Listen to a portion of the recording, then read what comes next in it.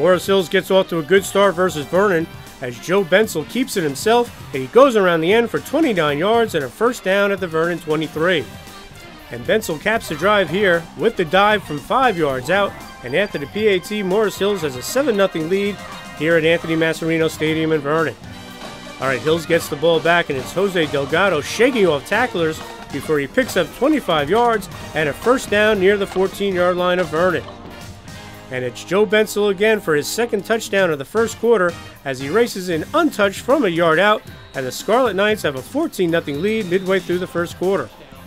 Hills gets the ball back after a Vernon punt, but Vernon's defense comes up big here by Ken Artsma with the sack and a loss of 10 yards to the 15. And the Vikings get the ball back here. Watch Damon Fleming of Morris Hills drop back, but Tim Runo makes the pick for the Vikings, and it's 14-0 Morris Hills after one quarter. Vernon gets a first down here. Watch Tim Van Letten stay on his feet, switch fields, and then he picks up 13 yards and a first down to the Morris Hills 37. And Vernon scores here. Watch Ken Artsma keep fighting, then bounce out and get the 2-yard score, and Vernon trails 14-7 early in the second quarter. That's why you play to the whistle, folks. All right, Vernon's pass rush was at it again. Watch Nick Rapisardi with the sack for a loss of 6, forcing a Morris Hills punt.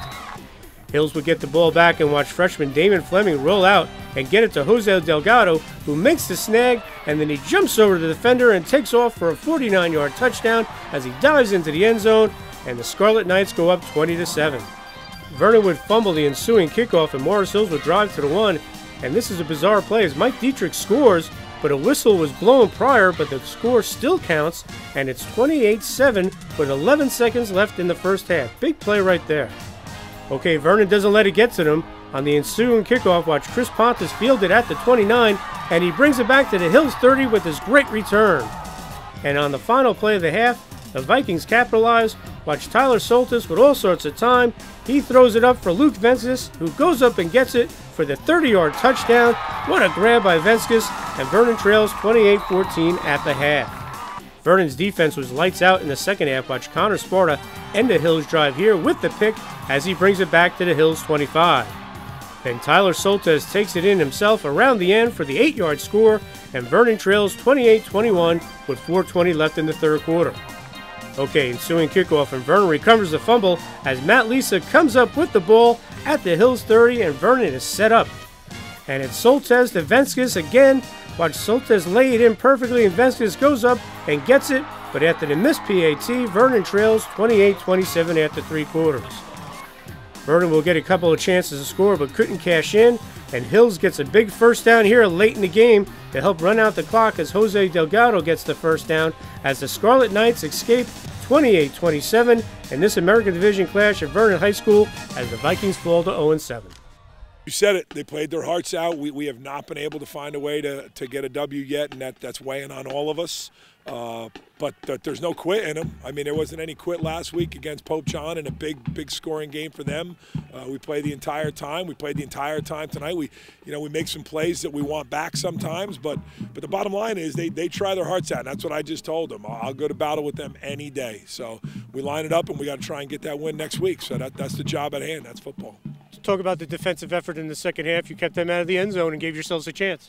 Yeah, absolutely. I mean, couldn't be prouder of it. Couldn't be prouder of it. So we need to put 4 quarters together, obviously, but we played some real good football in that second half. We gave them, I guess I haven't said it to you much, but to the team, we're giving people scares, but it's about winning football games, and we need to do that.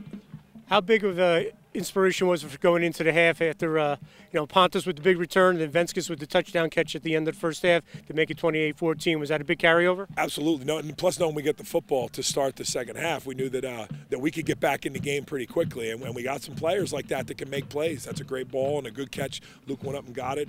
Those basketball or volleyball skills where he get way up there, so he made a nice play on the ball. So, we needed that, and that was a great pick-me-up at that point. I think that carried over into halftime and into the second half, and maybe that had a big deal to do with the effort in the second half. I'm not sure, but they're always playing hard. They really are. It's not, sometimes it might not look like it's going our way, but these kids are always playing hard. They're giving it everything they have. You got, I believe, Montville next week. That's a game on the schedule that you guys can play with them. How do you build off this? Well, we keep doing what we're doing. Coach Coughlin said it when he was 0 and whatever. He said, football coaches go coach and players go play, and that's what we got to do. Next up is Montville. It's a game like others on our schedule that we have felt it's a gettable game where we can go there and we can play and we can win that football game. But we got to go do it, and that's on us. So no pointing the finger, no doing anything else. We got to go do it.